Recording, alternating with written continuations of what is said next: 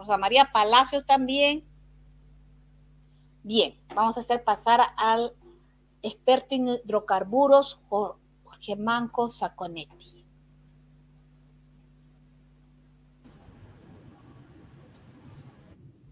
Buenas tardes, doctor Jorge Manco. Bienvenido al programa.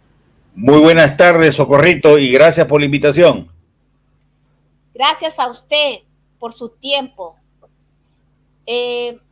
No, este es de Marga Llosa. Bien, amigos, el doctor Jorge Manco Saconetti es economista de la Universidad Mayor de San Marcos. Realizó sus maestrías en la Facultad de Ciencias Sociales de la Universidad Católica en Demografía y en Historia Económica. Ha sido profesor en la Facultad de Ingeniería Económica de la UNI. Exdirector del Instituto de Investigaciones de la Facultad de Ciencias Económicas de la Universidad San Marcos. Colaborador de los diarios La República, El Peruano, La Primera y de revistas especializadas como Actualidad Económica, Minas y Pozos, Tecnoil y de la revista de la Facultad de Ciencias Económicas también de la Universidad San Marcos. Actualmente se desempeña como profesor investigador en la Facultad de Ciencias Económicas de la Universidad Mayor de San Marcos y también es consultor privado en la actividad de energías y minas. Y sobre todo, experto, pienso en todo el tema de hidrocarburos. ¿Me he olvidado algo importante en su larga lista? No, yo creo que 40 años de experiencia se resumen en media página, ¿no? Entonces, muchas gracias. Sí. Bien, la siguiente, vamos a empezar, doctor. Aquí quiero mostrar. He visto que el siguiente miércoles 11 de octubre a las 9 de la mañana van a hacer un foro con diferentes personalidades en el Girón Andahuaylas, ¿no? En el Congreso de la República. Sí, en el Congreso de la lo que pasa es que la congresista, si no me equivoco, Margot Palacios, que es la vocera de Perú Libre, está organizando este evento, ¿no?, académico político, donde está invitando a ex, digamos, a reconocidas personalidades del sector, ¿no? Con el señor Oleg Valladares, que ha sido asesor de la Comisión de Minas, Rafael Reyes, que ha sido presidente de Petroperú, Edwin Quebrarú, que ha sido dirigente de la Federación de Trabajadores Petroleros, y el suscrito, ¿no?, entre otros, hacer un panel de discusión sobre un tema trascendental como es el futuro de los lotes petroleros, la integración vertical y Petroperú como empresa estratégica de la economía peruana. O sea, es un evento importante al cual estamos invitando. Además, se va a transmitir vía Zoom, ¿no? Tengo entendido. Qué bien, ahí estaremos presentes. ¿Qué le parece esta carlincatura? ¿Está usted de acuerdo? Totalmente de acuerdo. Yo creo que el genio de Carlín es que en una imagen representa, expresa cómo países de América Latina, ¿no?, como Chile, tiene su empresa estatal, Argentina, su empresa estatal, Colombia, Ecopetrol, Petroecuador en Ecuador, PDVSA en Venezuela, Petrobras en Brasil, Pemex en México, Aramco en Arabia Saudita, en Rusia también la empresa estatal. Entonces, Noruega lo mismo. ¿Por qué? Porque el sector hidrocarburos es un sector estratégico que tiene que ver con la seguridad energética, tiene que ver con la reproducción material, ¿no?, de la economía. sin energía no hay desarrollo, y como esto es un negocio de transnacionales, básicamente dominado por las transnacionales, el Estado, no solamente en América Latina, sino en términos generales, ha creído conveniente que participe en la producción y en las reservas, a tal punto que del mundial, de las reservas mundiales, casi un 67-70% está bajo responsabilidad estatal, de empresas estatales, ¿no? En el caso nuestro, hubo una privatización que hemos evaluado, que ha sido un fracaso. Ha sido un fracaso para el Estado, ha sido un fracaso para los ciudadanos, pero un éxito para las empresas que sin invertir, sin asumir riesgos, encontraron las reservas probadas que dejó Petroperú antes de 1996 y bueno, quieren seguir en la misma situación aprovechando estas reservas porque la producción, si antes el año 95 era de aproximadamente 124,000 barriles al día, hoy día no arañamos ni los 40,000 barriles al día, ¿no? Igual las reservas han caído y si no fuese por la importancia de Camisea, la situación del Perú en materia de energía sería dramática, dramática, ¿no? Entonces, hoy mismo es una situación difícil, pero se presenta la oportunidad histórica como que los contratos que fueron firmados en los años 90 del siglo pasado con la dictadura fujimorista ya cumplieron sus 30 años y ya han terminado o están por terminar. Hoy día el debate es si esos lotes regresan al Estado, a Petroperú, o siguen en manos privadas, ¿no? Entonces ahí está el gran debate, la diferencia con otros sectores, con otros especialistas que evidentemente representan intereses privados y que lamentablemente han torcido la decisión del gobierno, empezando por el ministro de Energía y Minas, en no transferir estos lotes a Petroperú por 30 años y lo que han hecho es darle a Petroperú la administración por 2 años o menos hasta que Perú Petro, que es el organismo responsable de supervisar, de promover la inversión, convoque una licitación internacional. Según las normas legales de materia de hidrocarburos, Perú Petro es el organismo público estatal responsable de promover los contratos, las inversiones, y tiene facultades, o sea, está en el marco de la ley, licitar, convocar a una licitación o negociar directamente con una empresa. En este caso sería Petroperú. El año 2004, por ejemplo, porque hoy día los sectores empresariales, la Sociedad Nacional de Minería, la Confederación de Empresarios, dicen, pues, ¿cómo es posible que se entregue a dedo los lotes cuyos contratos están con fecha de término? Pero se olvidan que el 2004 se entregó el lote 56 de Camisea, un lote con reservas probadas de gas y condensados de gas para la exportación, con un lobby terrible, donde se entregaron 2 trillones de pies cúbicos y se entregaron 200 millones de barriles de condensados. Para darles una idea, 2 trillones de pies cúbicos viene a ser el consumo de gas que hemos tenido del 2004 al 2022, ¿no?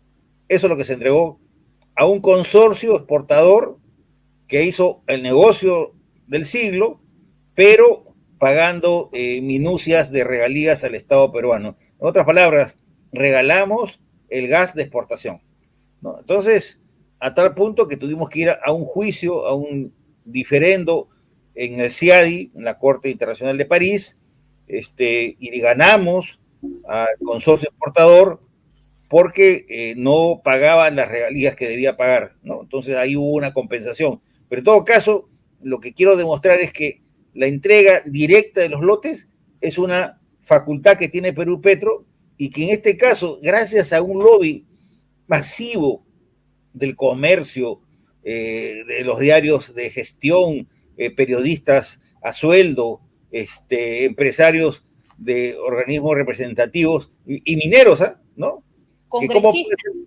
Congresistas, ¿cómo puede ser posible que se entregue a dedo a una empresa quebrada como Petroperú lotes rentables de petróleo? Oye, Petroperú siempre ha sido rentable desde su origen.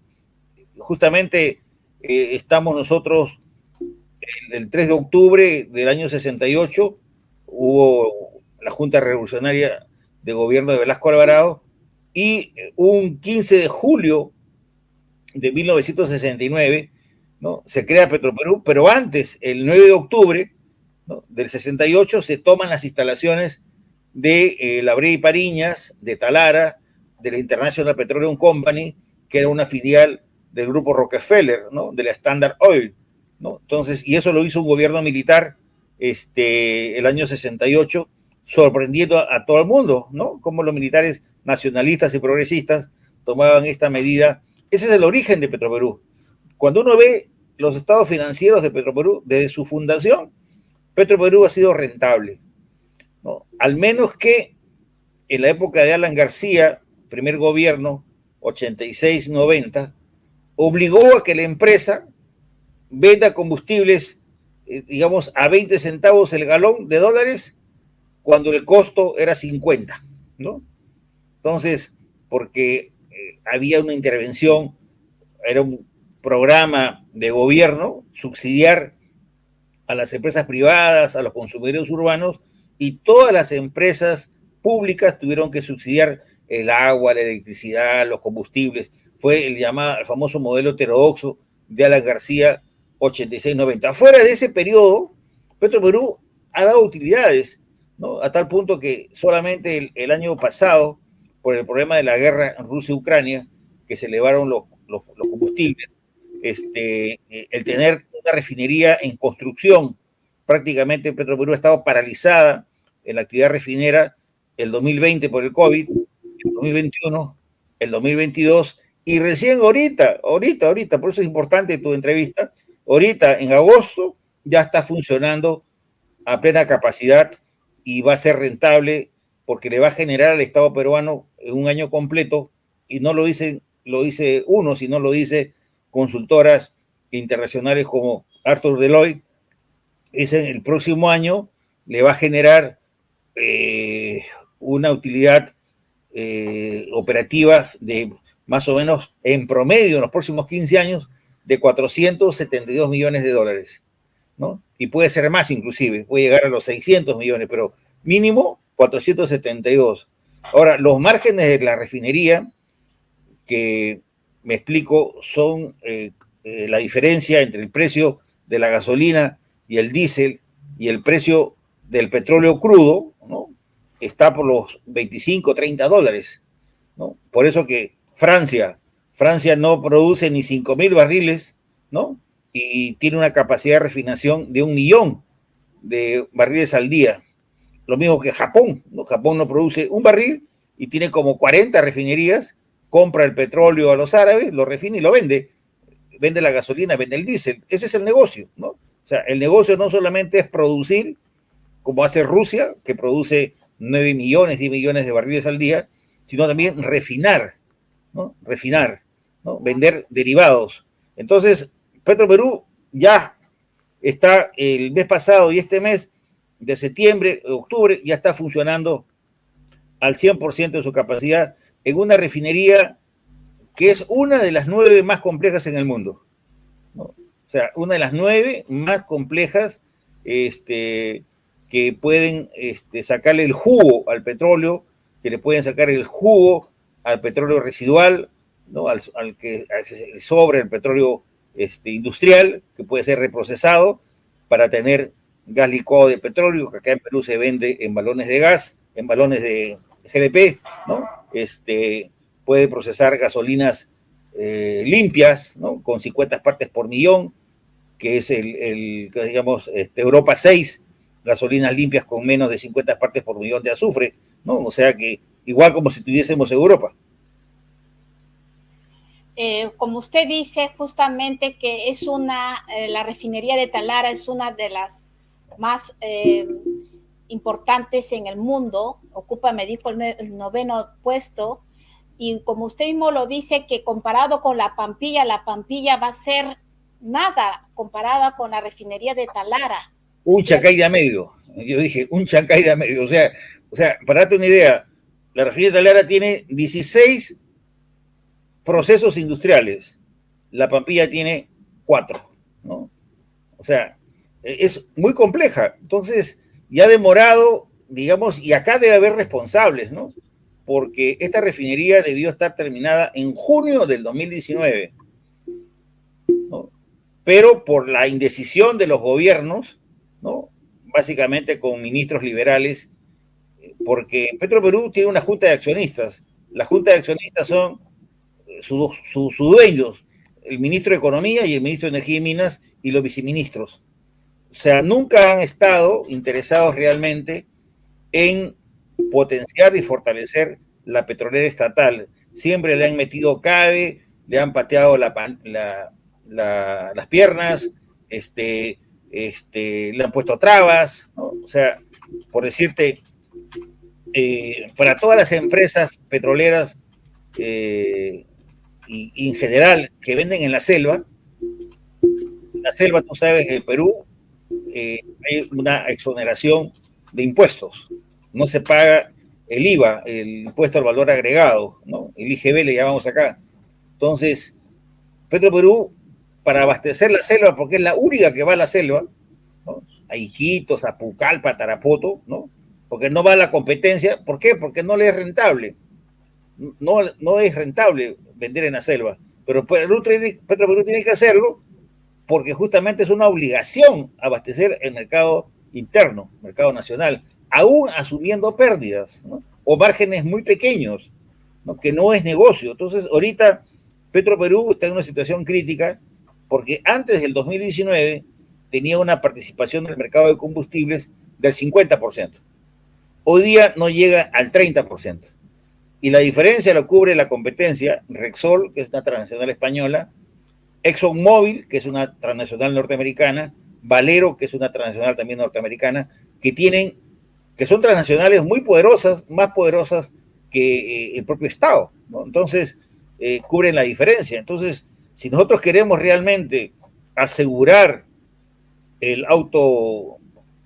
la seguridad energética, tener combustibles que lleven a la punta del cerro, en este caso a la selva, tenemos que fortalecer Petroperú. Entonces, y hoy día el discurso de la derecha liberal es justamente que el Estado no le debe ayudar. Petroperú va a devolver, ¿no? Dólar sobre dólar en los próximos 10 años, pero en lugar de tener solamente 500 millones de dólares de utilidad, si tuvieras producción propia de petróleo, agrégale 300 millones de dólares más anuales. O sea, podrías tener 800 millones como mínimo de rentabilidad si tuvieras producción propia de petróleo y de gas. Y ese es el gran debate hoy día, donde estamos nosotros frascados, defendiendo posiciones, en este caso, de interés público, ¿no? Y yo lamento que el gobierno de la señora Boluarte y del señor Otárola hayan retrocedido en la posición inicial y el compromiso del gobierno de entregar los lotes cuyos contratos terminan a Petroperú, ¿no? Entonces, el fujimorismo, las empresas, la derecha económica han hecho un lobby terrible, ¿no? O sea, nunca jamás visto, o sea, a tal punto que amenazaron al ministro de Energía y Minas con una moción de censura en el Congreso, ¿no? Entonces, y parece que el compromiso fue no insistir ya más en esta negociación directa para que Petroperú entregue los lotes, y lo que se ha optado es entregarlo temporalmente, y yo diría que el remedio es peor que la enfermedad, porque ninguna empresa seria va a invertir teniendo el horizonte de 2 años o menos. Entonces, lo que ha hecho el gobierno es patear el problema para más adelante. Triste. Doctor, vamos a seguir con el PowerPoint. Yo quisiera que usted nos explique en una manera corta, si es que para muchas personas, sobre todo para los jóvenes, que el descuartizamiento de Petroperú, que empezó en el gobierno de Velasco. No, Fujimori. No, pero Petroperú fue creada por Velasco, ¿no es cierto? Eso sí, claro, pero usted dijo el descuartizamiento. El descuartizamiento empezó con Fujimori. Sí, el descuartizamiento empezó con Fujimori. realmente fue una mala decisión para el país, ¿verdad? Absolutamente. Miren, yo soy testigo de parte, ¿no? Porque yo he sido asesor de los sindicatos petroleros, he sido asesor en el Congreso de la República también, investigador del sector años, ¿no? Y soy testigo de sección. Por ejemplo, una empresa como Solgas, ¿no? Una empresa que acá envasada, responsable de envasado y distribución de gas, acá le llamamos GLP, gas licuado de petróleo, que se vende en bombonas, en balones. Tenía el 40% del mercado de GLP el año 92, generaba 40 millones de dólares de ingresos, 2 millones de dólares de utilidades. Fue vendida en agosto de 1992 a un precio de 7.5 millones de dólares. Y sus 9 plantas envasadoras fueron vendidas a ese precio de 7.5 millones de dólares. El 2015, los chilenos del grupo Abastible, de Copec, un grupo Angelini de Chile, un grupo poderoso económico, tuvo que pagar 262 millones de dólares a Rexol, que había comprado esta empresa Solgas, que era una filial de Petroperú, y los chilenos de Copec tuvieron que pagar 262 millones de dólares. O sea, de lo que el Estado vendió a 7.5 millones, el año 92, los españoles vendieron esa misma empresa por 262 millones de dólares. Lo mismo pasó con la Pampilla, la refinería más importante del país, que tiene el mercado de Lima, como una especie de la principal, digamos, refinera. La Pampilla era la refinería más moderna, con una capacidad en ese entonces de 100.000 barriles de petróleo, de capacidad de refinación. Esa refinería fue construida en el primer gobierno de Belaúnde Terry, ampliada por Velasco, ampliada nuevamente por el segundo gobierno de Belaúnde. O sea, una refinería moderna. ¿Sabes a cuánto se vendió? A 180 millones de dólares. ¿No? La mayoría accionaria, 60%, 180. Y el año anterior, esa refinería en manos de Petroperú le generaba una utilidad de 80 millones de dólares, 64 millones de dólares, ¿no? Al año, 64, ¿no? O sea que en 3 años, recuperaron su inversión, ¿no? Entonces, esa es una muestra de lo que te digo, fue la privatización. Otro caso, por ejemplo, el Perú el año 94, hasta el año 94, Petroperú tenía otra filial que se llamaba Petrolera Transoceánica, que era una empresa responsable, 4 barcos, 4 buques, cada uno de 25.000 toneladas de peso muerto, que tenían que hacer el transporte, el cabotaje de petróleo y combustibles en los diversos terminales de la costa peruana, ¿no? 4 buques modernos construidos en el Perú, en el CIMA, el año 84. Fueron, al Estado peruano le costaron los 4 buques como 90 millones de dólares. Bueno, fueron vendidos el año 93, noviembre de 93, a 25 millones de dólares, ¿no? Y se obligó a que Petroperú contrate a esta empresa privada que ganó la licitación de los 4 buques, una empresa de capitales chilenos, Ultragas de Chile, de un grupo chileno, Bonapen, muy poderoso, que domina prácticamente el comercio marítimo de Chile, de Perú, Ecuador, Argentina, México, ¿no? El grupo Bonapen. Entonces, de ese punto de vista, esta privatización de la flota naviera es una pérdida para el Perú, porque el Perú se ha quedado sin flota naval, ¿no? De reserva. O sea, tenemos que alquilar los servicios ahora de buques, y solamente Perú entre el año 2007 al 2022 ha contratado los servicios de buques que han subido, dicho sea de paso, los fletes por la guerra también ruso-ucrania, como 500 millones de dólares. Es lo que ha pagado, ¿no?, entre el 2007 y el 2022 por trasladar, ¿no?, los servicios de transporte marítimo. Entonces, esto es una muestra de este descuartizamiento. Podríamos seguir como ejemplos, pero el caso, para terminar esta parte, el lote 10 de Talara, el lote más importante, el lote más emblemático, el más grande, se dijo, ese lote es un lote marginal, es un lote obsoleto, viejo, que solamente tiene 40 millones de barriles de reservas probadas. Eso se dijo el año 95, 1995, en la dictadura de Fujimori.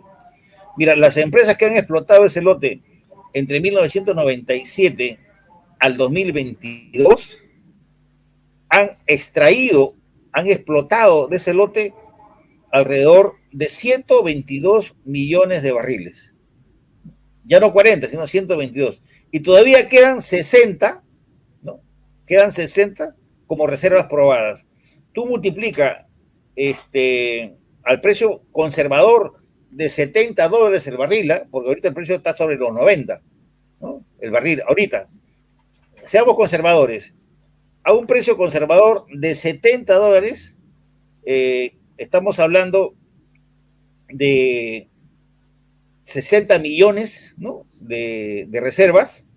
Estamos hablando de una riqueza potencial, 6 por 4, 24, de más de 2.500 millones de dólares, ¿no? Y si es $90 el barril, ¿no?, estamos hablando de 90 por 6, ¿no?, más de 3.600 millones de dólares. De eso se trata, ¿no? Entonces, hay una riqueza que ha sido usufructuada 54 por capitales transnacionales que le venden, ¿no? O sea, le venden el petróleo a Petroperú, el petróleo que está a tiro de cañón, ¿no?, a precio internacional, ¿no? O sea, el petróleo de Talara se lo venden al único comprador, al que necesita, que es Petroperú. Es como que Petroperú está comprando su propio petróleo, el que fue descubierto por la empresa. Exactamente. En lugar de pagar, si yo fuese el dueño, a mí me costaría $40 el barril.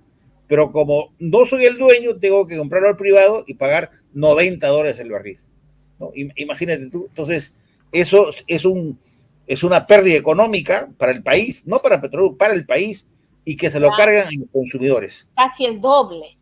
Y claro, casi el doble. Si es que esos lotes regresaran a Petroperú, la idea es ahorrarnos todo ese sobreprecio, casi que es la mitad. Exactamente. Esa es la idea. Eso se llama renta petrolera, ¿no?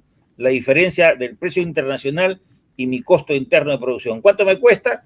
$40, ¿no? Y bien alzado, ¿eh? En esos $40 están incluidos los impuestos y las regalías y beneficios, todo. Sí, todo ya está incluido. Y el precio, es 40. ¿Cómo está? Ahorita está $90 y con tendencia a subir. Hablan de que en diciembre vamos a estar con precios de $100 el barril, ¿no? Y todos los países que somos deficitarios de petróleo tenemos que comprar y pagar precios internacionales. Entonces, y la refinería que está al costado, que está a 5 cuadras, ¿no?, va a tener que pagar, ¿no?, precio internacional por el petróleo que fue de Petroperú. Por eso que el Perú en Latinoamérica es el país que paga más por la gasolina. Efectivamente, y aquí hay justamente, nosotros los economistas hablamos siempre de integración vertical. ¿Qué significa integración vertical? Integración vertical significa que una empresa petrolera tenga producción de petróleo y de gas, refine el petróleo, valor agregado, ¿no?, y distribuya también, tenga grifos, ¿no?, o estaciones de servicios, ¿no?, de venta. Bueno, acá en el Perú, para conocimiento del público, hay 4.500 grifos o estaciones de servicio, de expendio. Bueno, de esos 4.500, el Grupo Romero tiene una cadena de 1.000 a través de cadena Primax y cadena Pexa. Rexol tiene como 400 grifos, ¿no? Entonces, Petroperú no tiene ni un grifo. Pero hay tiene grifos, el nombre, ¿no? tienen el nombre que se llama Petrored, pero son grifos privados, ¿no? Donde hay un contrato privado donde Petroperú se compromete a abastecer, a hacerle algunos descuentos, ¿no? Pero el dueño del grifo, en la ley peruana, los hidrocarburos, es el que coloca el precio, ¿no? En el grifo, no Petroperú. Petroperú solamente lo vende como mayorista. El minorista es el que fija el precio. Y en el Perú, absurdamente, a diferencia de Estados Unidos, Europa, el precio se fija por la libre oferta y demanda. Y eso, pues, eso hace que nosotros paguemos por una gasolina premium más de $6 el galón, ¿no? Cuando en Estados Unidos la gasolina premium a lo sumo cuesta 2.50, no pasa de $3. No sé cómo estará ahorita en Europa.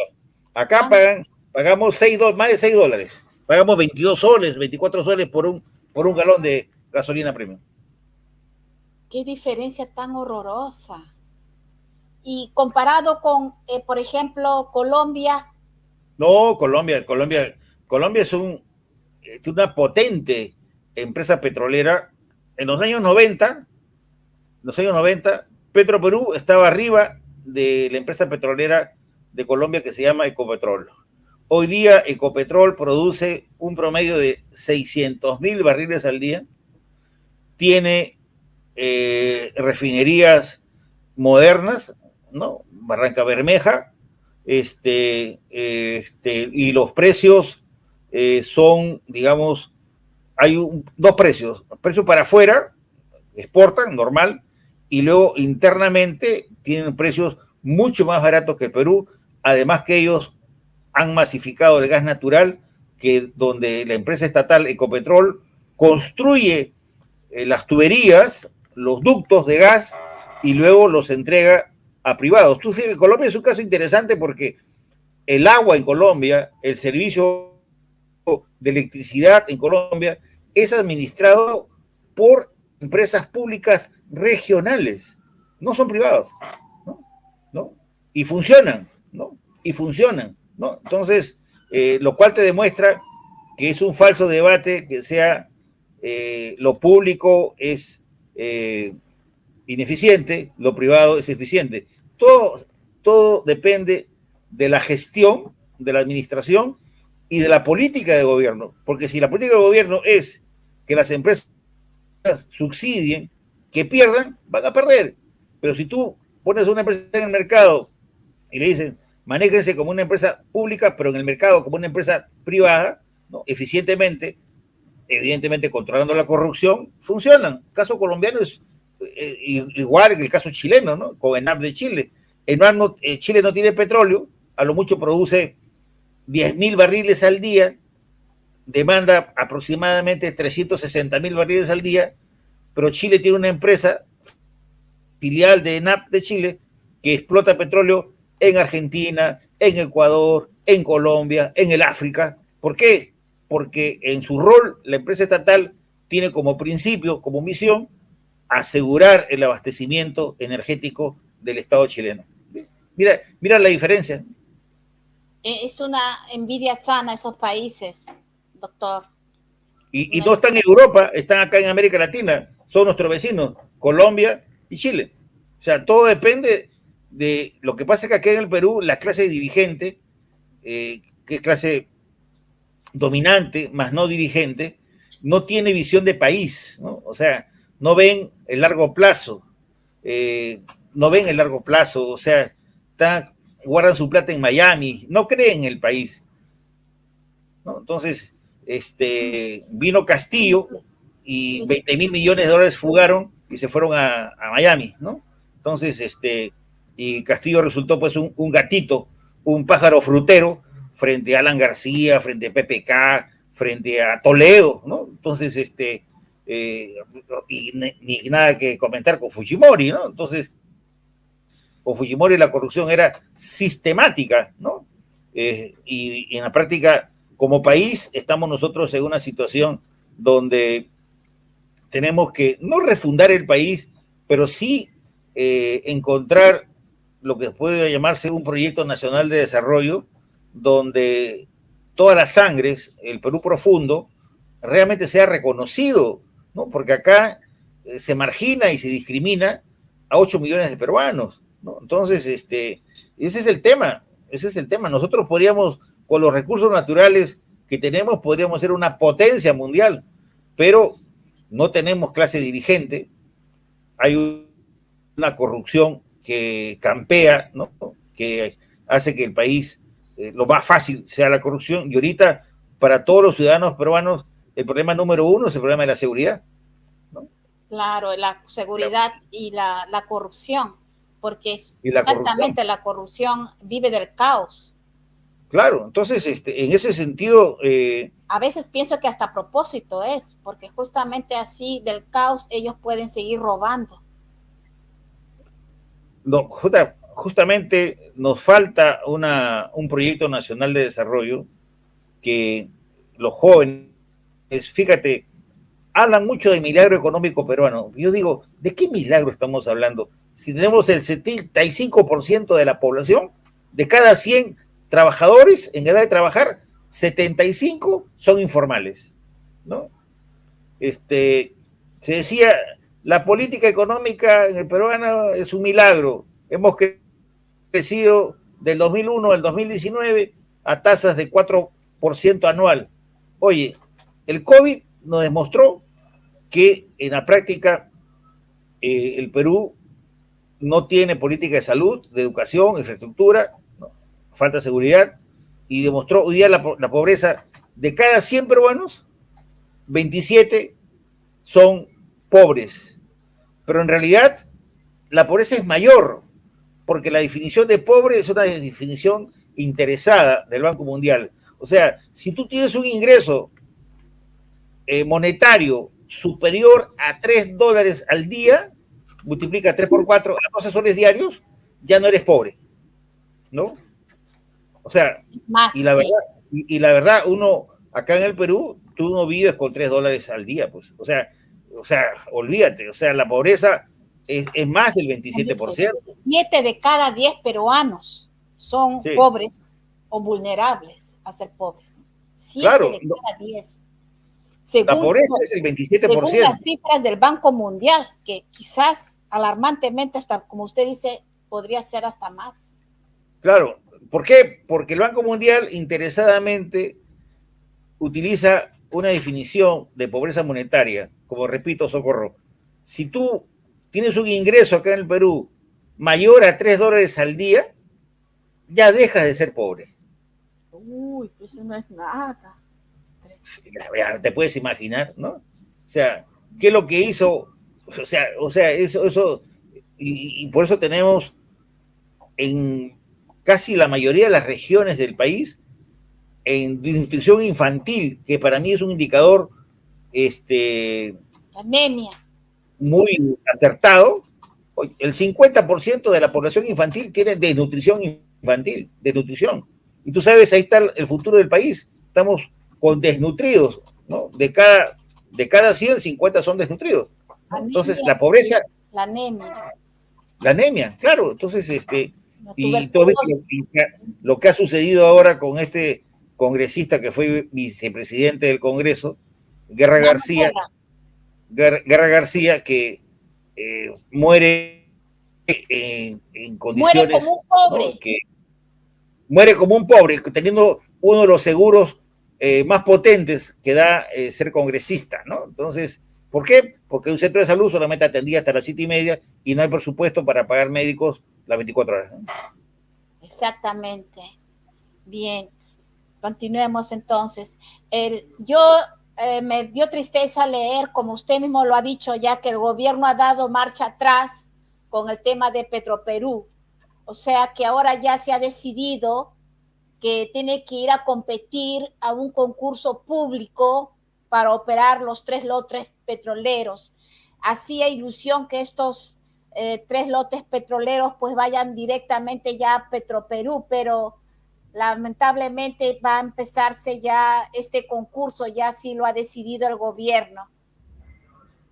Bueno, ese es lamentable, y por eso que en el norte del país, concretamente en Talara, en Piura, los frentes de defensa de Arequipa, Cusco, Puno, tienen como bandera, ¿no?, en las próximas paralizaciones que se van a reiniciar ahora en octubre, ¿no? Exactamente el 16 de octubre, no refiero, tiene como principio la integración vertical y los lotes para Petroperú, ¿no? Porque es una de las pocas opciones alternativas que tiene el país para que los combustibles sean más bajos, ¿no? Porque no resulta, pues, lógico que tengamos que pagar los combustibles casi el doble que en los Estados Unidos, ¿no? Acá la gasolina premium cuesta más de $6 el galón, y la regular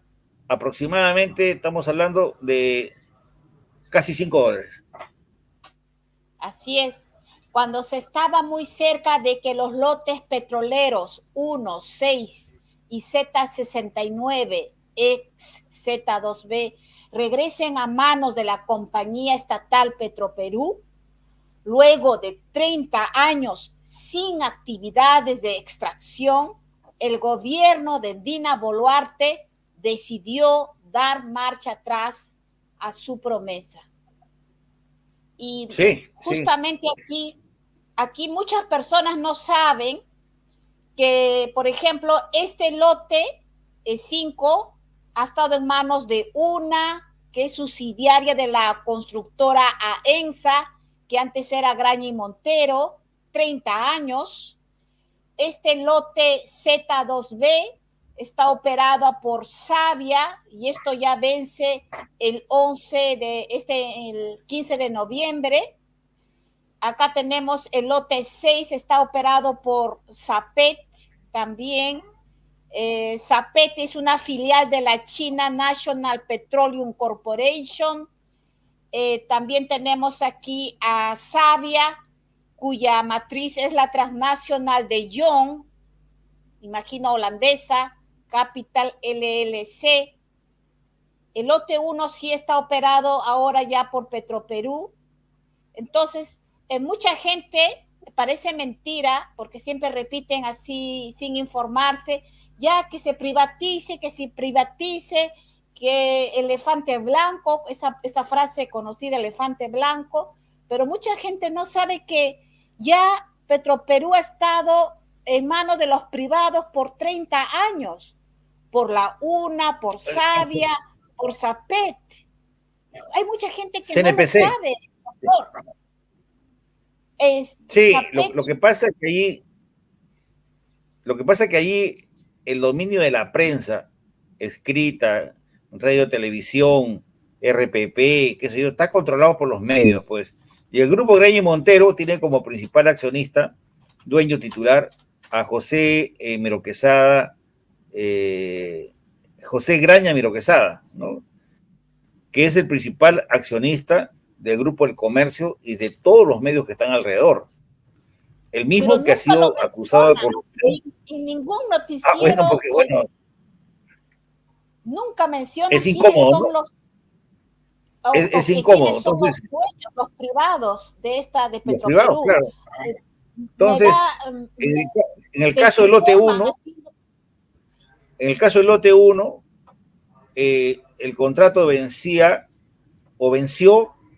en diciembre del 2021. Así es. Entonces, en lugar que Perú Petro lo transfiera a Petroperú por 30 años, se lo dio por 23 meses. Y ahora, ese contrato vence ahora en noviembre del 2023, ¿no? Entonces, Petroperú lo ha manejado solamente desde diciembre del 2021 hasta ahorita. Ya, todo el año 2022, ese lote le ha generado a Petroperú una utilidad con 500 barriles al día, con 500 barriles diarios. Le ha generado una utilidad de 6.8 millones de dólares. Imagínate, si Petroperú tuviese una producción de 20.000 barriles al día, tu utilidad sería 300 millones de dólares en el año.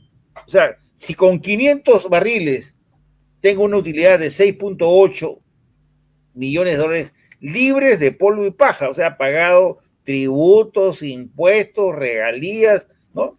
O sea, el caso práctico. Gray Montero, cuando empezó a trabajar en Talara en el año 1994, de la construcción se pasó a los hidrocarburos y no tenía ninguna experiencia. ¿Qué es lo que hizo? Contratar a la gente de la zona de Talara, técnicos, ingenieros. ¿Sabes cuántos pozos perforó Gray Montero en el lote 1? En casi un solo pozo. Uno solo, ¿no? O sea, se dedicó a extraer petróleo de las reservas que había dejado Petroperú. Lo más penoso sería... No correr ningún riesgo. Exacto, ningún riesgo. De eso es. O sea, no corría ningún riesgo. Entonces, o sea, Petroperú sí administrado ese lote el 2022 con resultados positivos, ¿no? O sea, hay experiencia, se contrata, porque normalmente, te pongo un ejemplo, el caso del lote 10, donde está la empresa estatal china CNPC. ¿Quién es el directorio de CNPC? ¿De quién depende CNPC? Depende del Comité Central del Partido Comunista Chino, ¿no? O sea, ellos son los dueños. Ellos tienen un comité de activos. El rosadito. Nacional. Acá el rosadito es. El rosadito, sí, el lote, que es el más importante porque ese lote produce 12.000 barriles al día y puede llegar a los 15, ¿no? Tranquilamente. En ese lote se han perforado desde el año 97 a la fecha un solo pozo exploratorio de riesgo, uno solo, y más de 1.440 pozos de desarrollo. Exactamente. Aprovechando las reservas probadas que dejó Petroperú. Entonces, cuando se trata de favorecer los intereses privados, se firman contratos de 30 años y hay que tener mucho cuidado porque Perú Petro siempre ha trabajado en contra de Petroperú. O sea, algo así como que Petroperú es la bestia negra, ¿no? Para Perú Petro. Entonces, nunca la ha apoyado, siempre. Entonces, y cuando recién con el gobierno del 2021 se ha querido fortalecer a Petroperú, porque así hay un mandato legal, ¿no? Hay un mandato legal de las leyes de fortalecimiento de Petroperú. Estás con tu refinería que te está costando 6.000 millones y te van a obligar a que compres el petróleo que a ti te costaría $40 el barril, vas a tener que pagar 90. Es de locos, ¿no? O sea, es para que veas cómo el interés privado se impone sobre el interés público y se contrata pues a una serie de especialistas a sueldo. Yo le llamo espadachines a sueldo, ¿no? Opinólogos, ¿no? Bien pagados, ¿no? Entonces, incluso algunos que fueron presidentes de Petroperú, ¿no? O sea, y que trabajan en términos de mercado, ¿no? O sea, no ven, o sea, es cierto, tampoco puedo yo decir que Petroperú es una panacea, ¿no? Petroperú tiene que ser blindada de la intervención política, ¿no? O sea, así como te puse un ejemplo, lo que hizo Alan García el primer gobierno, de intervenir, ¿no? Y fijar él, por ser el hacedor, el gran presidente, fijar el combustible va a costar 20 centavos cuando el costo realmente es 50 centavos de dólar el galón, ¿no? Entonces, tenemos que blindar porque no puede ser aceptable que en una empresa tan importante que factura sobre los 5.000 millones de dólares, un presidente del directorio dure 9 o 10 meses, pues, ¿no?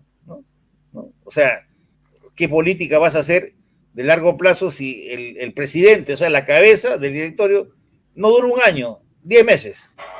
¿No? Aparte que es elegido políticamente, ¿no? Claro, hay que limitar lo que hace Chile, lo que hace Colombia, que los altos directivos son elegidos meritocracia, ¿no? O sea, tienen que ser expertos, tienen que ser reconocidos en el sector, ¿no?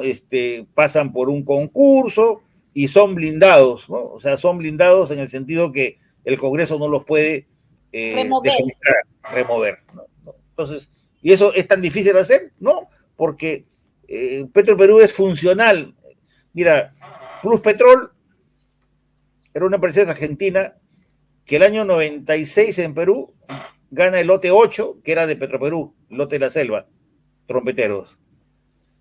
De 12 empresas argentinas, de 12, Pluspetrol era la número 11 o la número 10, no era más, ¿no? O sea, era una empresa pequeña, ni aparecía entre las 500 empresas más importantes del mundo. Aquí consiguió la gallina de los huevos de oro. O sea, Pluspetrol se hizo del lote 8, con lo que ganó en el lote 8, con las reservas del lote 8 que dejó Petroperú, compró el contrato del lote 1AB, ahora 192, el 2000, lo explotó hasta el agosto del 2015. Con eso financió su participación en Camisea del 27.2%, ¿no? Para que veas, o sea, lo mismo Greño Montero no tenía petróleo, con 300 barriles al día del lote 1, se capitalizó, adquirió el lote 5, luego el lote 3 y 4, ahora produce 5.000 barriles, se metió al negocio de los terminales de Petroperú y ya estaba participando con corrupción en el gasoducto del sur con Odebrecht, ¿no? Para que veas, o sea, la gallina de los huevos de oro. O sea, los activos de Petroperú han servido para capitalizar, para enriquecer a empresas privadas. Y por eso es que no quieren dejar la mamadera.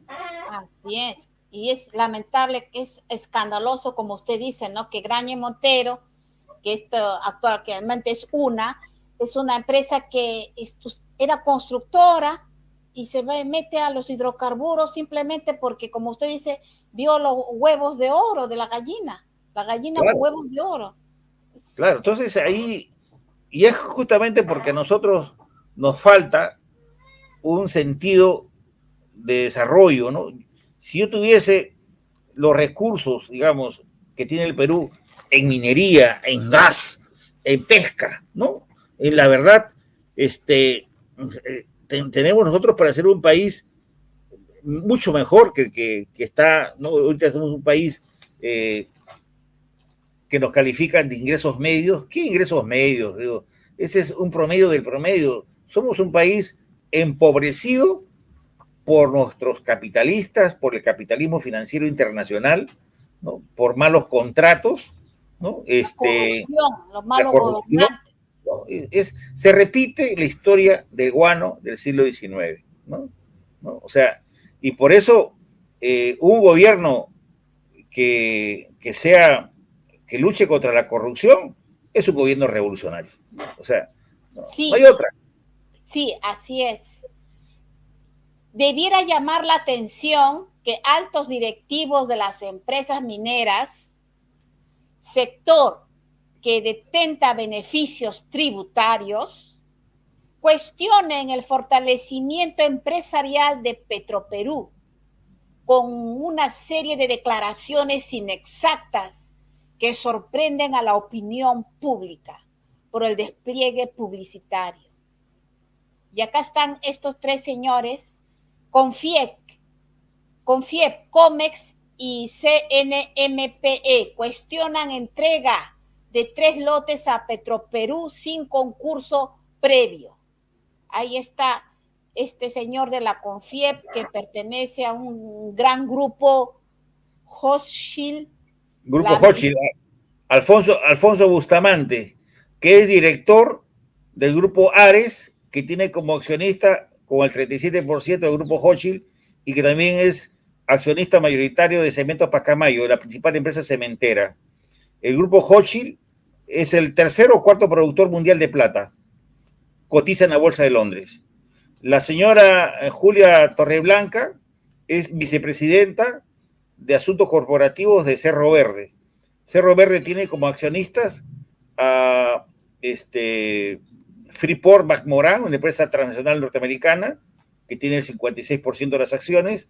Está ahí Sumitomo, empresa japonesa, como el 21% de acciones, y el grupo Buenaventura, de Roque Benavides, ¿no? Entonces, y el señor Govix, que es presidente de la Sociedad Nacional de Minería, Petróleo y Energía, es a su vez presidente del directorio de Antamina, y Antamina tiene como accionistas a BHP de Australia, con el 33% de las acciones, a Glencore de Suiza, con el 33% de las acciones, a Mitsubishi y a Teck, empresa norteamericana. Entonces, se supone que estos señores, para hacer política, y política para favorecer intereses privados, han debido informar a sus accionistas que están haciendo política, que están dando información inexacta, por no decir interesada, de parte, y esto en realidad atenta contra la gobernabilidad y es una mala práctica, yo diría, es una pésima práctica empresarial. Exactamente.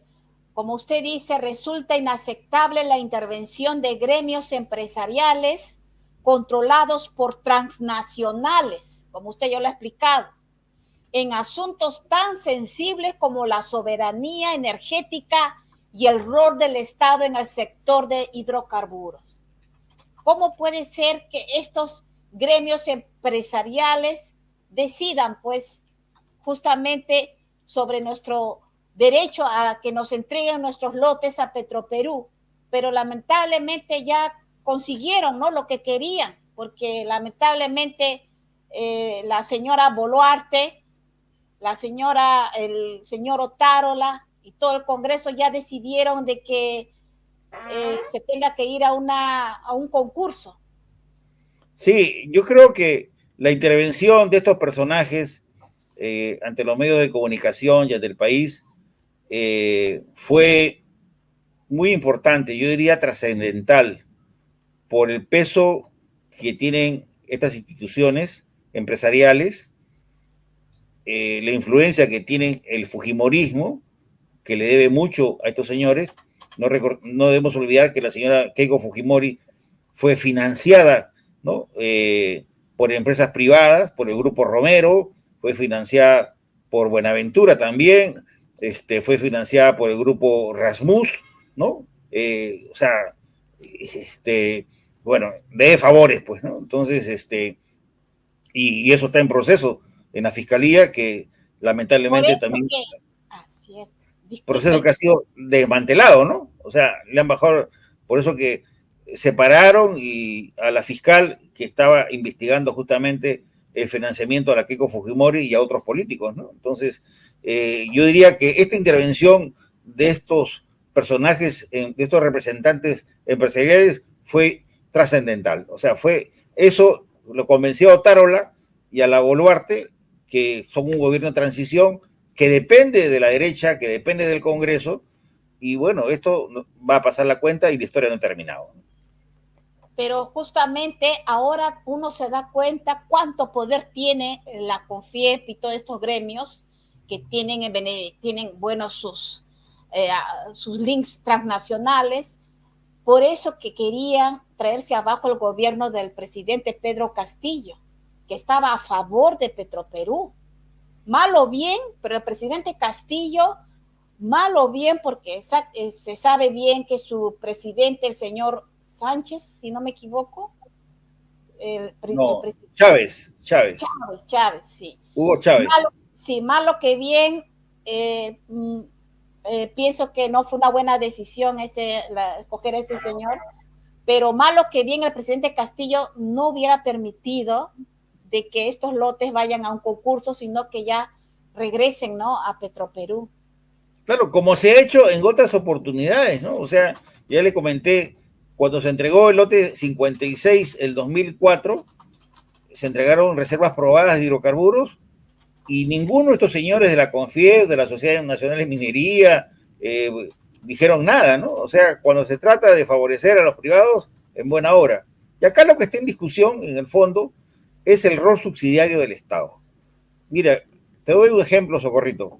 El año 2020, a raíz de la pandemia, el Estado peruano, el BCR y el Ministerio de Economía y Finanzas, decidieron transferir 60.000 millones de soles, un poco más de 17.000 millones de dólares, a 400.000 empresas privadas. Pero el 50% de esas empresas privadas eran grandes y medianas. Reactiva. Reactiva Perú. Reactiva Perú. A la fecha, ¿no? El propio Ministerio de Economía y Finanzas calcula que el 20% de esos 60.000 millones de soles transferidos hasta un máximo de 10 millones a empresas petroleras, a empresas mineras, a empresas industriales. O sea, que fue supuestamente un salvataje financiero por la cuarentena tan dura que tuvimos en el 2020, donde prácticamente tuvimos 3 meses paralizados y el producto se cayó casi 11.2%, ¿no? Entonces, prácticamente cesó la producción 3 meses, ¿no? Entonces, bueno, fue ese préstamo. Bueno, el propio Ministerio de Economía y Finanzas dice, de esos 60.000 millones de soles, hay un 20% que no vamos a recuperar. Hay que echarle tierrita, ¿no? Échale tierra y tápalo, ¿no? O sea, va a ir como pérdida, ¿no? Va a ir como incobrable. No se puede cobrar porque las empresas han desaparecido, se han declarado en quiebra, bueno, ¿no? Ya. Y ahí no dicen nada, ¿no? Te doy otro ejemplo, es lo que se llama un fondo de estabilización del precio de los combustibles. Del 2004 al 2022, el Estado peruano, a través del Ministerio de Economía y Finanzas, ha financiado, ha subsidiado a Rexol, La Pampilla, a Pluspetrol, a ExxonMobil, a Valero, ¿no? ¿Ah, sí? Por importaciones de combustibles, para que los precios de los combustibles no sean más altos. El Estado peruano estableció en 2004 un fondo de estabilización. Bueno, ese fondo en verdad es un subsidio, más de 3.000 millones de dólares. Ahí no dicen nada, pero sí dicen, oye, el Estado peruano se ha endeudado por Petroperú por 6.000 millones. Pues eso es deuda productiva que va a repagarse, ¿no? O sea, se va a devolver, ¿no? O sea, fíjate tú, y ahorita el problema central para nosotros es, no resulta irracional, increíble, que estando con la refinería más moderna de esta parte del mundo, que necesita una dieta, necesita petróleo propio, tenga que pagar $90 o más por barril, porque acá se toma como indicador del precio del petróleo el marcador europeo, el marcador Brent. Internacional, como si estuviésemos en Gran Bretaña, y ese petróleo yo lo puedo producir a 40, ¿no? Claro. Entonces, mira, ese es, digamos, lo perverso, ¿no? Lo malo, ¿no? De tener... De un país empobrecido que paguemos tanto, casi el doble de lo que cuesta.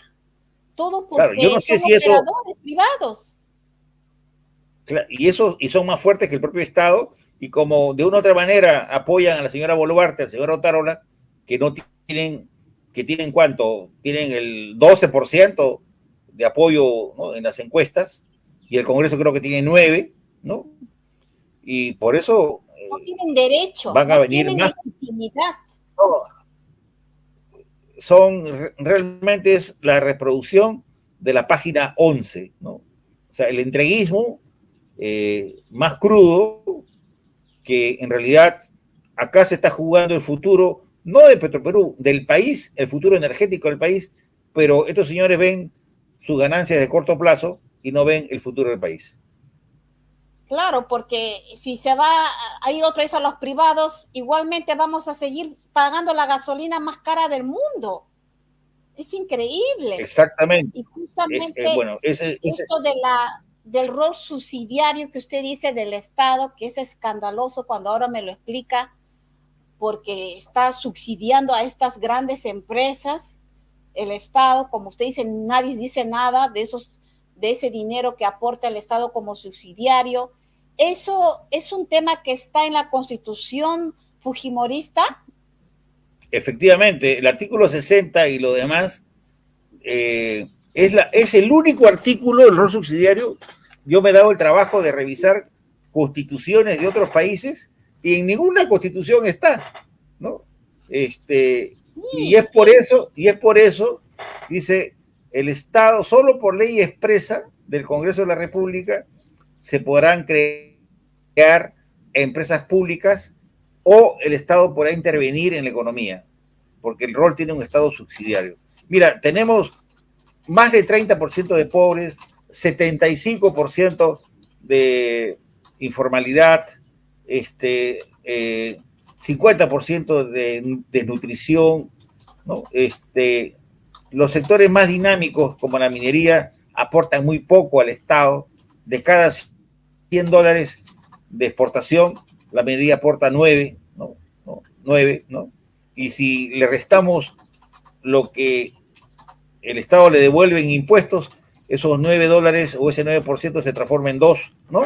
Entonces, la verdad es que estamos ante una situación donde ese artículo del rol subsidiario debe evaluarse en función a los resultados económicos y sociales. Acá el modelo económico te dice, somos una economía que crece, pero ahora ya estamos en recesión.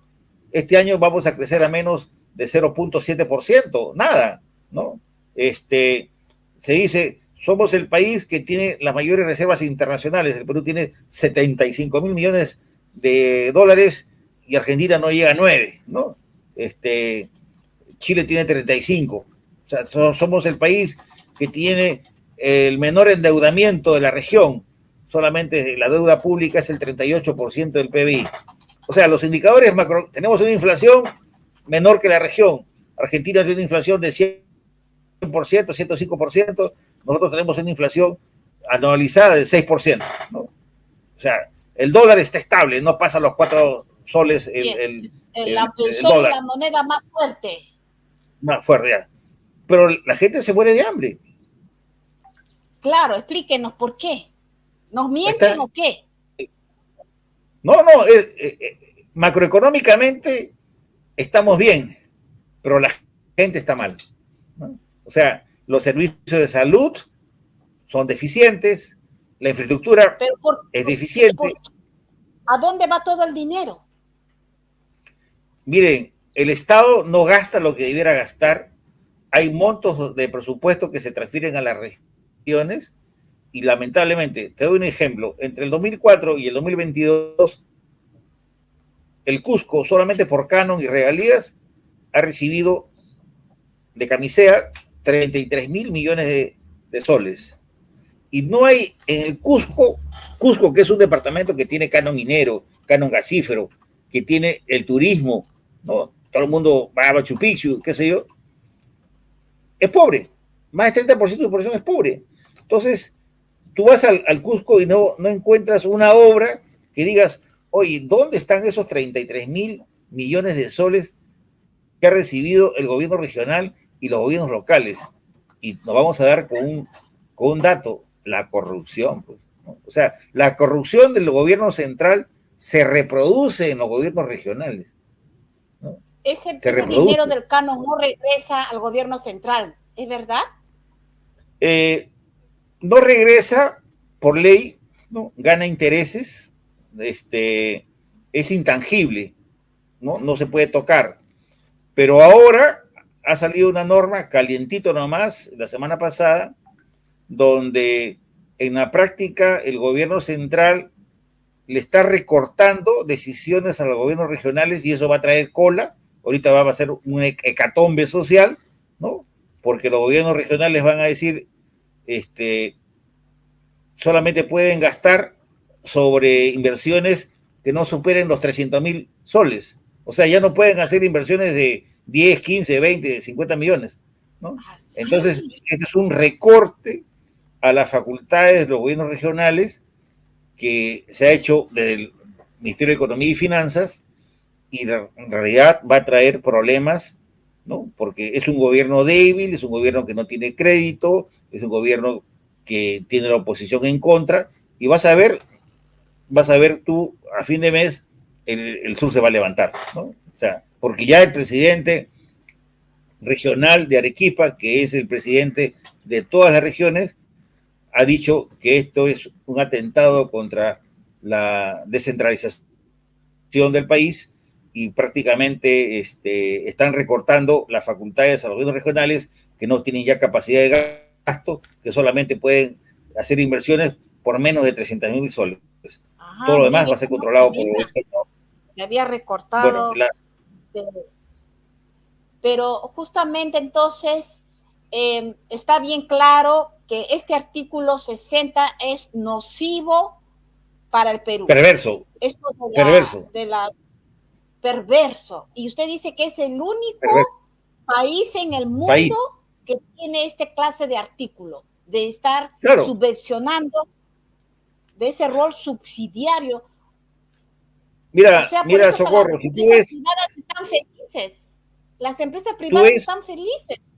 Por supuesto, pues, o sea, el Estado solamente puede participar en salud, educación, y eso lo hace mal, ¿no? Entonces, y tú ves, yo como profesor universitario, vemos nosotros la pobreza, ¿no? O sea, las limitaciones en San Marcos, y eso que estoy en Lima, imagínate cómo será en provincia, ¿no? La educación primaria. En la UNI, ¿no? En la UNI, en San Marcos, ¿no? Claro.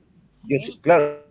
Entonces, de ese punto de vista, ese rol subsidiario, por lo menos tiene que haber un debate en una asamblea constituyente, ¿no? O sea, ese artículo, porque en la práctica, cuando el Estado interviene y transfiere 60.000 millones de soles, lo cual no digo que esté bien, no digo que esté mala, para mí está bien. Yo creo que fue una decisión correcta, keynesiana, si quieres, para Reactiva. Lo que hizo Reactiva, estuvo bien, ¿no? O sea, todos los países lo hicieron, creo. Todos los países lo hicieron, sí. Incluso subsidiaron. Sí. El golpe fue menor en Chile y en Colombia porque hubo subsidios directos a los más pobres, ¿no? Acá fuimos retrecheros, o sea, no, o sea que incluso no sabemos dónde están los pobres ni cuántos son, ¿no? Entonces, pero ha habido corrupción, en esto de Reactiva, porque hasta porque se benefició. Claro, se ha encontrado que empresas mineras de oro, el oro estaba volando como mineras poderosas, se acogió a la Reactiva, sí. A la Reactiva, sí. Empresas petroleras, ¿no? Como Olympic, se acogió, y así, el grupo Rodríguez Pastor, que tú acabas de mencionar, la red de hoteles se acogieron, ¿no? Entonces, o sea, el Estado transfiere, yo digo está bien que se transfiera, pero allí tiene que haber una política pues selectiva, ¿no? O sea, realmente, y supuestamente se transfirió ese dinero para que las empresas no lanzaran a la calle a sus trabajadores, pero igual lo hicieron. Igual lo hicieron. Entonces, de ese punto de vista, nos falta ese sentido de visión como lo tuvo en su momento. ¿Tú crees que Corea del Sur, que en los años 50, 60, 70 era un país más atrasado que nosotros, ¿no? Hoy día esté exportando por 600.000, 700.000 millones de dólares y nosotros no superamos los 65.000 millones? Y lo que exportamos son materias primas, mineras, ¿no? Exportamos gas, exportamos alimentos, frutas, ¿no? Anchoveta, harina de pescado, ¿no? O sea, el 85% de nuestras exportaciones son materias primas y solo un 15% tiene valor agregado. Tú cuando ves los países desarrollados, los con mayor índice de desarrollo humano, donde está Noruega, Suiza, Suecia, Finlandia, ¿no? O sea, oye, son países, Noruega es un caso interesante porque tiene petróleo, tiene gas, tiene madera, tiene hierro, ¿no? Pero también tiene industria, ¿no? Tiene industria. Entonces, Australia, ni qué decir, Australia, el 65% de sus exportaciones son materias primas, minería e hidrocarburos, pero tiene capital científico, tecnológico, tiene más de 15 premios Nobel. O sea, Australia hace lo que se llama investigación aplicada, Educación. educación, ¿no? Entonces, y hay más de 200 empresas mineras australianas en el mundo. Acá están gran parte de ellas, ¿no? Entonces, controlan la tecnología, ¿no? Envidiable, envidiable. Muy triste escuchar cómo nos estamos atrasando, cómo Corea está, como usted dice, nos ha pasado. Y justamente hay una gran, por ejemplo, Petroperú es más rentable que sus competidores del sector privado. Para mucha gente bruta realmente que se dedica solamente a escuchar opinólogos, porque a veces ese es el problema, ¿no? Que, por ejemplo, usted que es una persona con bastante conocimiento de cuántos años de profesión, un experto realmente en este tema de los hidrocarburos, ¿ha sido usted entrevistado por la televisión grande? No, no, no, no. No he tenido esa oportunidad. Nosotros somos, Prefieren entrevistar a Cabero. no, bueno, ahí están César Gutiérrez, está el señor, ¿cómo se llama? A varios que son al mismo tiempo asesores de las empresas privadas, ¿no? ¿No? O sea, Imagina, claro, la clásica. o Sí. influencer como Aldo Mariatti, que es Así pagado es, por por las eso le empresas, digo, ¿no? Entonces, nos hacen escuchar a personas tipo Cabero o como usted dice, personas que realmente tienen vinculación con estas empresas privadas, entonces ya van bien por su lado, ¿no? Y sin embargo, a veces es difícil escuchar a personas tan expertas como usted, y eso es bastante lamentable porque hay información, por ejemplo, esta información donde dice que Petroperú es más rentable que sus competidores del sector privado, es una tabla, pero estos son estados financieros reales, donde claro, se hace comparación. esa tabla se la proporcionamos a la República, ¿no? O sea, pero la tabla en realidad es del año 97 al 2022. Lamentablemente, yo supongo que problemas de espacio solamente pusieron del 2010, creo, 2012, ¿no? En realidad, la tabla es del año 97 al 2022, completa. Nosotros, mi consultora hizo la comparación con la competencia, la Pampilla, y casi en todos los años, exceptuando el año 2014, que hubo una crisis, y luego el 2022, ¿no? ¿No? El 2022, después, Petroperú siempre ha sido más rentable que Resola La Pampilla. Pampilla. Sí, sí, sí. ¿No? Entonces, en Imagínense, sí. utilidades operativas, ¿no? Que son las más importantes, Sí, porque como usted dice acá, los estados financieros, ahí, como se dice, papelito manda. sí, sí, sí, papelito manda. O sea, yo no me atrevería a ningún juicio de valor si es que no tengo la información disponible, ¿no? Así es, exactamente. Y ahora lo último, lo leí cuando estaba revisando su Facebook, porque usted tiene mucha buena información ahí en su Facebook. Es lo último, ¿no? Que Petroperú asumirá la supervisión de las obras de ampliación de redes de gas natural en las regiones de Arequipa, Moquegua y Tacna, permitiendo así atender la demanda de este combustible limpio y económico a la población del sur del país. Estas obras serán financiadas y ejecutadas por el Ministerio de Energía y Minas. ¿Por qué aquí nadie sale a tirarle barro a la empresa peruana? Porque ahora ellos van a dedicarse, van a asumir ya la supervisión. Antes estuvo la empresa privada Naturgy, pero esta empresa decidió en un momento echarse para atrás. ¿Y a quién se le encomienda entonces esta labor? Es a Petroperú. Entonces, si se le encomienda esta labor a Petroperú, ¿por qué se le quita, no? Esa potestad que pueda ver también administrar directamente esos lotes petroleros entre Lara. Buena pregunta. La empresa española Naturgy Energy un contrato el 2015, si no me equivoco, con el Estado peruano, porque pensaba distribuir el gas pensando en el gasoducto andino del sur, ¿no? Que iba a salir del Cusco a atravesar Arequipa y salir por Hilo, ¿no? Como ese gasoducto fue abortado, no por Castillo, fue abortado por PPK el 2017, cuando ya se hizo público la corrupción de Odebrecht, que desde el 2014 era una empresa investigada en Estados Unidos, en Suiza, y ya fue prácticamente imposible para Odebrecht que levante financiamiento internacional. Los bancos le cerraron las puertas porque era una empresa que no tenía crédito. Entonces ya se había retrasado en las obras de construcción del gasoducto del sur.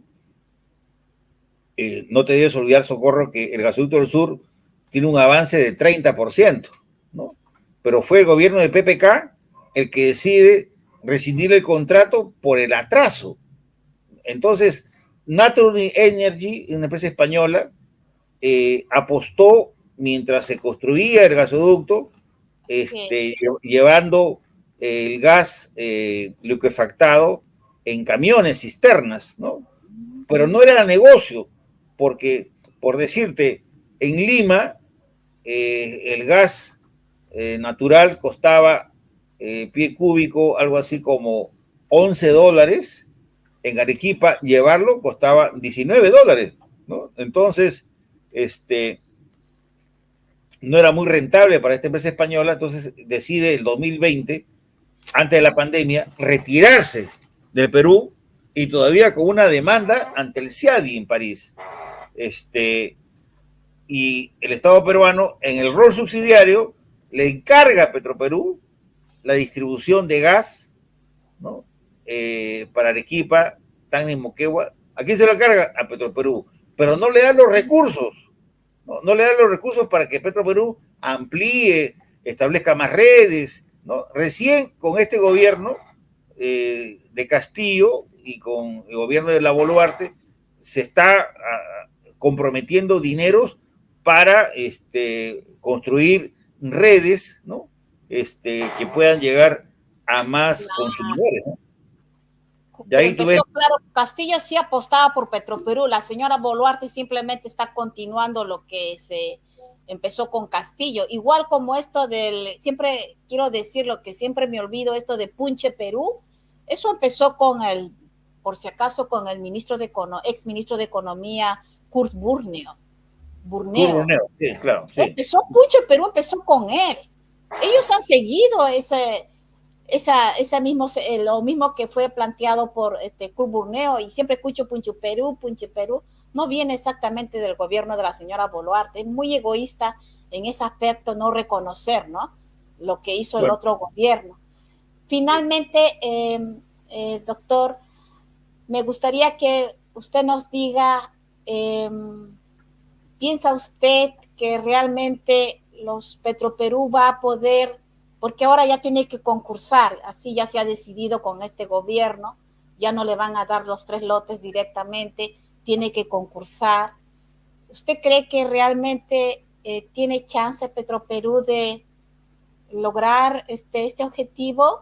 ¿O mire, siendo analista fríamente, Petroperú va a tener pérdidas este año, definitivamente, ¿no? Y posiblemente recién el 2025 se reviertan las pérdidas, ¿ya? Entonces, ¿por qué?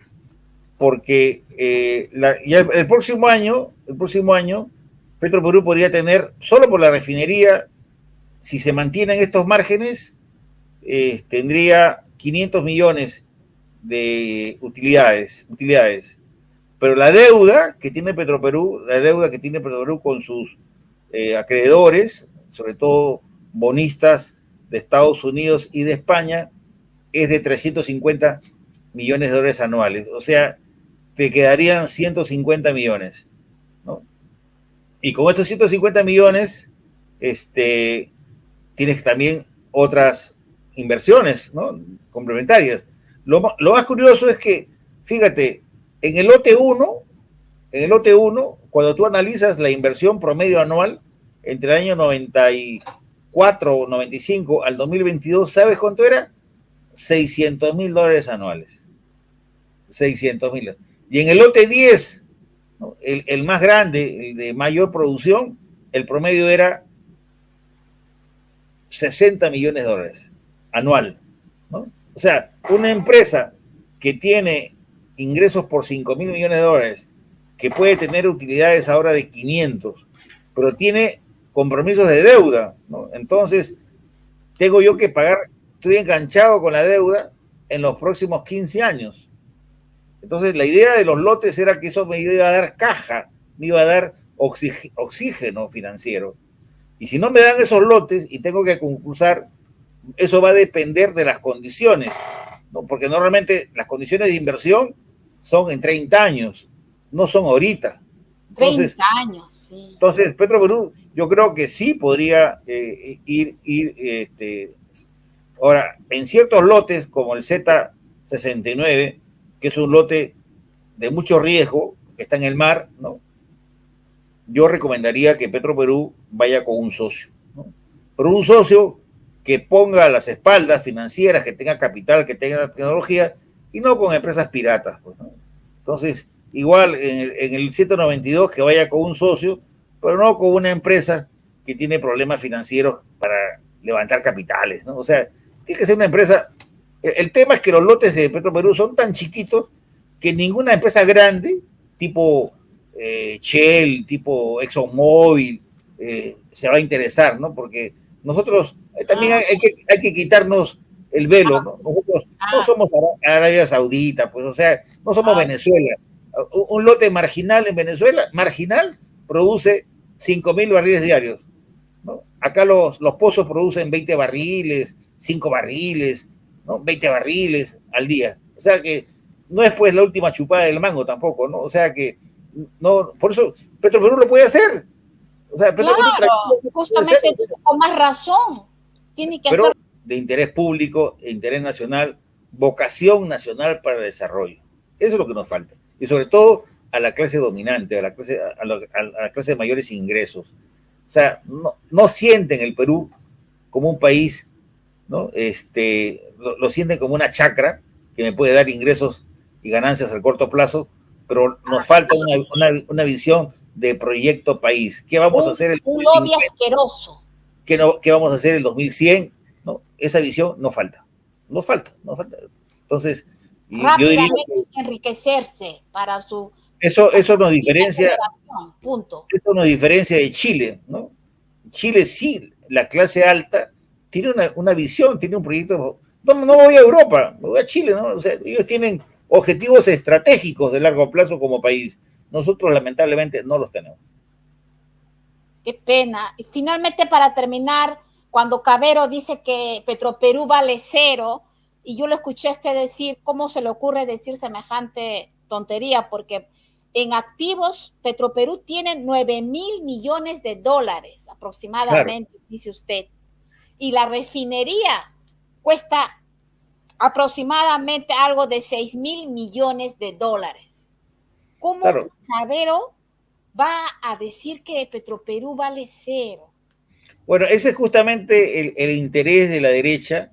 O sea, como una empresa que vende por 5,000 millones de dólares, que tiene una inversión realizada de 6,000 en la refinería más moderna, una cosa como financista es que tenga problemas de caja, ¿no? De caja, de momento, de liquidez, ¿no? Que tenga que pagar mis deudas, ¿no? Pero otra cosa es que es como decir, yo tengo una casa de 4 pisos, ¿no?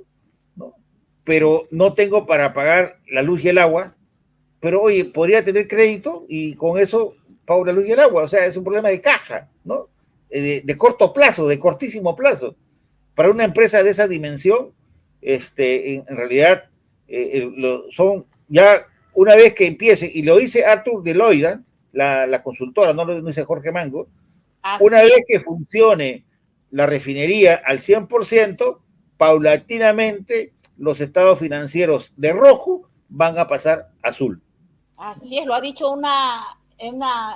internacional, lo ha dicho, ¿no? Sí, claro, Exactamente. entonces, por eso nosotros esperemos pues que no haya incendios, que no haya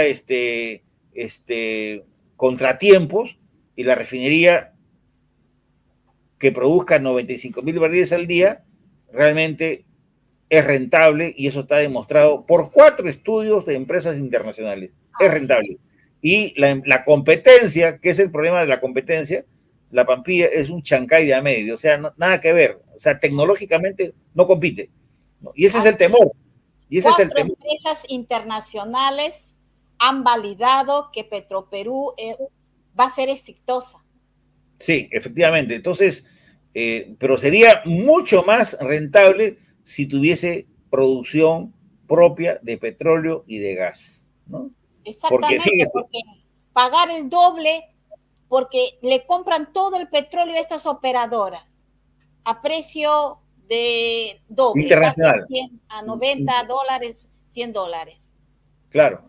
Entonces, ese es el tema Cuando que, podríamos pagar la mitad. Ahí está el detalle. yo recuerdo que el ministro Tarola en su momento, él sabe, porque mira, el ministro Alberto Tarola ha trabajado con Enrique Bernales, ha sido del Partido Socialista Revolucionario, el Así partido es. claro, años, ¿no? Años. Igual que Hernando Guerra García, ¿no? Vienen del Partido Socialista Revolucionario De del izquierda. general Leonidas Figueroa, ¿no? Del general Jorge Fernández Maldonado, ¿no? O sea, Pero eran ahora velasquistas. se han volteado como un Bueno, volquete. pues, ya, como se dice, se acomodan en función a intereses materiales, ¿no? O sea, dejaron los principios y por eso nosotros decimos que Petroperú, ahora que estamos próximos a celebrar, conmemorar 8 de octubre, el combate de Angamos, Petroperú es el Huáscar de la economía peruana, ¿no? ¿No? Petroperú es el Huáscar de la economía peruana. Qué lindo. Con Sí, eso nos entonces, quedamos entonces. Petroperú sí, es el Huáscar. Y bueno, como se dice, Talara no se vende, Talara se defiende. sí, es Ojalá. un buen lema, sí. Muy agradecido por la entrevista, Socorro. Ha sido A usted, muchas educativa. gracias por su tiempo, muchas gracias. Espero hasta otra oportunidad y de verdad, doctor Manco, muchas gracias. Que tenga un buen día. Podemos hablar sobre temas mineros, por ejemplo, ¿no? Porque es el sector más importante de la minería peruana y gran parte de la producción se va a Europa, ¿no?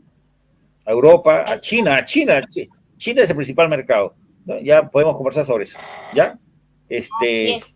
Muchas Muy gracias, agradecido. muchas gracias. Adiós, Buenas gracias. noches. Buenas noches, gracias. Vale, vale. Ahora, un favor, ¿me puedes pasar la grabación para ver si la puedo colocar en mi Facebook? Sí, claro. Se la voy a cortar la parte donde Ya, sale usted y se la envío. gracias, muy Mañana amable. pasado se la hago. No, está bien, con tiempo, con tiempo. Sí, muchas Vale, gracias. Adiós. adiós, Cuídese muy bastante. amable. Sí, sí, que se cuide bastante el doctor Jorge Manco, porque este tipo de personas tan especializadas y tan, sobre todo, patrióticas, ¿no? Que es una de las pocas personas que dice tranquilamente que este artículo 60 de la Constitución debe cambiar. Y vamos por una asamblea popular constituyente, lo ha dicho, ¿no? Una persona que usted la ha escuchado muy especializada en su tema, no es tipo cabero que miente o charlatán. Bien, agradezco al ingeniero Connor que me hizo este contacto con el doctor Jorge Manco. Y bueno, amigos, ahora sí me despido. De verdad de que voy a hacer muchos shorts para tratar de impulsar más para que la gente vea, porque bueno, la gente en el Perú se ha vuelto un poco ociosa, no le gusta a veces escuchar tanto una entrevista larga, entonces hay que mandarles por shorts poco a poco, y bueno, veo que los shorts son muy vistos, entonces eso me voy a dedicar a hacer. Bueno, ahora sí me despido, muchas gracias, de verdad, RBP Fernando, familia de Manco Cápac. Así es, y allí también hay muchos indeseables mercenarios del sistema. ¿Qué dice Valentina? Excelente entrevistado, felicitaciones. Socorrito, te felicito, un excelente invitado, dice Gaby. Y la cabecilla tiene el cuajo de decir que Guerra García era un hombre fiel a sus principios. Exactamente, ¿qué principios? Por eso debemos reclamar, salir a las calles, no se debe concesionar más nuestro petróleo. David, lamentablemente se desfasaron de corderos, pero eran unos lobos hambrientos. Quiere decir el carnicero, mataron las cosas por su nombre. Bien, ¿qué dice Diani? RBP Fernando. ¿Cómo? Porque es un mojón ignorante que vomita lo que sale de su cerebro mononeuronal. No sé, bueno. Ahí está Bruno que dice, está hablando de Maelo. Valentina también. Cuba con el bloqueo económico creó su propia vacuna anti-COVID. Con bloqueo tiene médicos que exporta a países que necesitan. La educación en Cuba, excelente la medicina en Cuba. Bien, amigos, me despido. Nos vemos el día domingo. Les cuento que el día domingo está viniendo a nuestro canal ustedes saben, la doctora, ¿cómo me olvidé? Manuela Bastidas, que tiene su programa Todo Cambia. Ella ha estado un tiempo, no ha estado transmitiendo, pero ella me informa que ya va a empezar a transmitir nuevamente. Y para anunciar su retorno está viniendo el día domingo Manuela Bastidas, que ella transmite desde Italia y tiene su programa que transmite diariamente. Todo Cambia. Así que el día domingo vamos a ver a Manuela Bastidas, ¿ok? Bien, amigos, me despido. Abrazos, besos, chao.